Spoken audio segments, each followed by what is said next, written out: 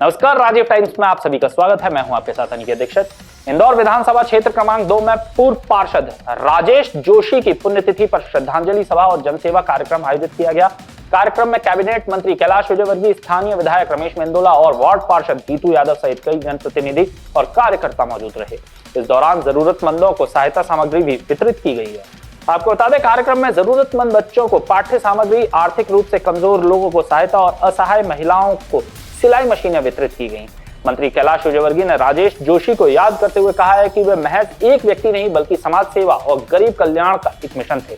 उन्होंने कहा है कि राजेश जोशी ने जीवन भर गरीब बस्तियों के लोगों को बीच रहकर बेटियों के विवाह, बच्चों की पढ़ाई और स्वास्थ्य सेवाओं के लिए काम किया। विजयवर्गीय ने बताया है कि पिछले 28 वर्षों से उनके नाम पर सेवा परंपरा जारी है और उनके सुपुत्र नकुल जोशी भी जनसेवा के मार्ग पर आगे बढ़ रहे हैं।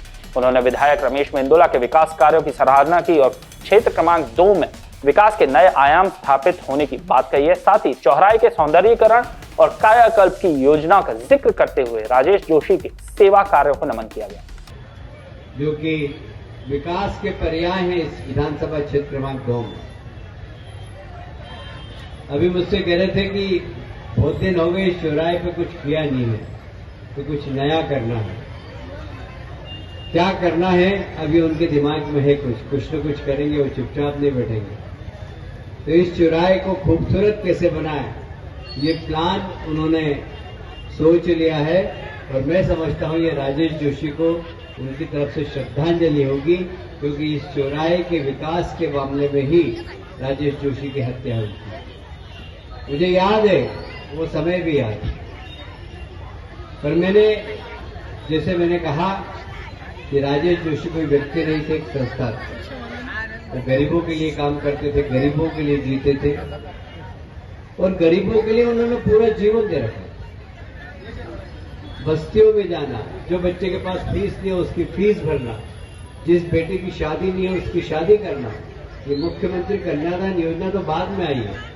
राजेश जोशी पहले ही कन्यादान करते रहते थे गरीब बस्तियों बेटियों को, और एक गरीबों के प्रति, एक गरीबों के मसीहा की तरह उन्होंने काम किया है। और इसलिए मैंने कहा था कि राजेश जोशी व्यक्ति नहीं, एक मिशन है और वह मिशन हमारा लगातार चलेगा। ये मिशन आज 28 साल से लगातार चल रहा है। मुझे गर्व है कि इस मिशन के माध्यम से हम गरीब बच्चों को कापियां देते हैं, हम आर्थिक रूप से कमजोर बच्चों की फीस भरने का काम करते हैं, उनके स्वास्थ्य की चिंता करते हैं, हेल्थ कैंप लगाते हैं। हमारी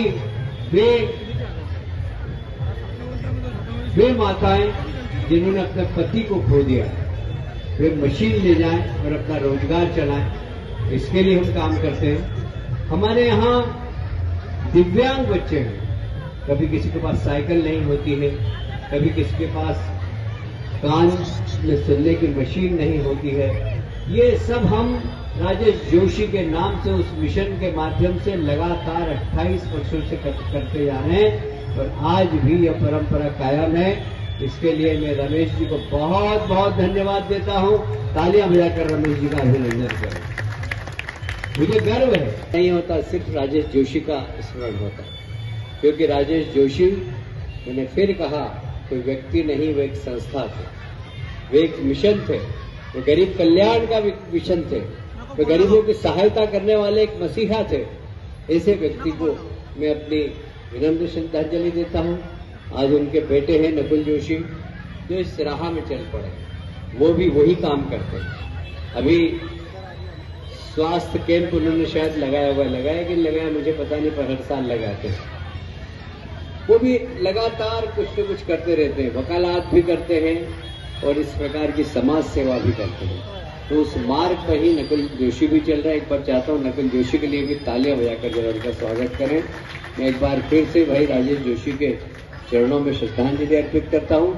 अगले साल जब हम मिलेंगे, जब ये चौराहा बहुत खूबसूरत होगा और रमेश जी के दिमाग में पता नहीं यहाँ बैठे बैठे क्या आया कि इस चुनाव, पहले तो ये बहुत ही खराब चौराहा था, जरा सी गलियां थी, जितनी सुंदरता दिख रही है ये हम ही लोगों ने की, पर अब इससे भी अच्छा चौराहा होगा अगली बार।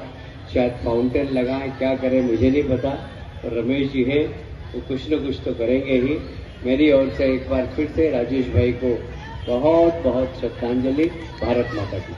ऐसी ताजा तरीब खबरों के लिए जुड़े रहे राजीव टाइम्स के साथ।